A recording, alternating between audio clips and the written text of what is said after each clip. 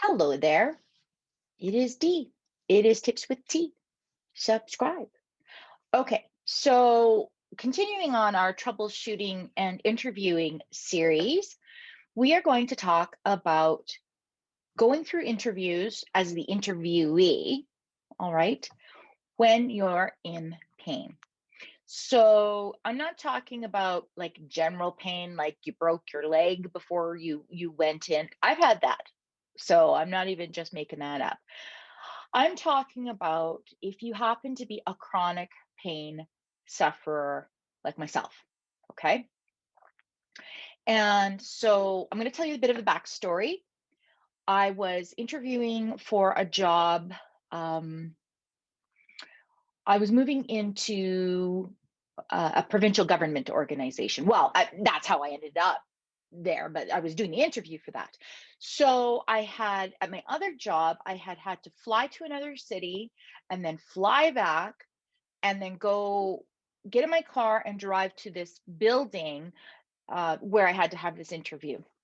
Nothing remarkable about that, except for I had 2 days before had a flare up on my back. So if you've got back problems, you know that sitting on a plane or going through all of that, and this was like pre 9/11, so things were actually more lax then, but still difficult. Then when I got in my car and drove to the building, I didn't know where I could change into my interview outfit. So I actually ended up changing in the car, and that was tons of fun in terms of getting into what I needed to. So, anyways, I get up to this interview. And by this point in time, putting one foot in front of the other was torture.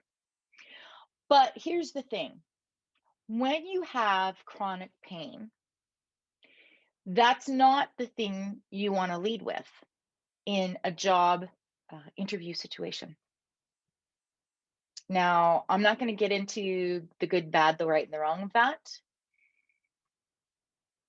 It's the situation. And so I didn't really want to be like, hey, by the way, if you pick me, I deal with this all the time. Didn't really want that to be their first impression of me.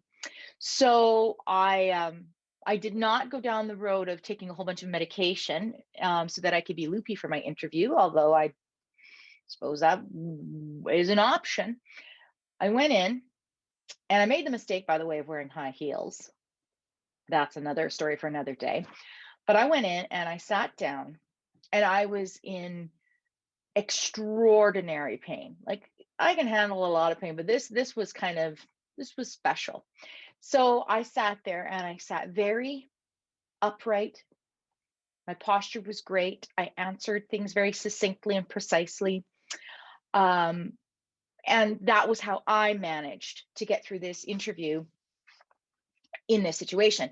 When I was invited back for the second interview before I was offered the position, they commented on how much more relaxed I was at the second interview than the first interview. And actually, I made the choice at that time to say to them, and you may disagree with me, and it could have gone the wrong way for me, but I said, well, that's actually because I was in so much pain the last time I was here. And they're like, oh, we just thought you were really, really nervous. So what I took from this is this, and this is what I'm sharing with you. You cannot always help whether your body is going to participate the way you want it to in these situations. Okay. So depending on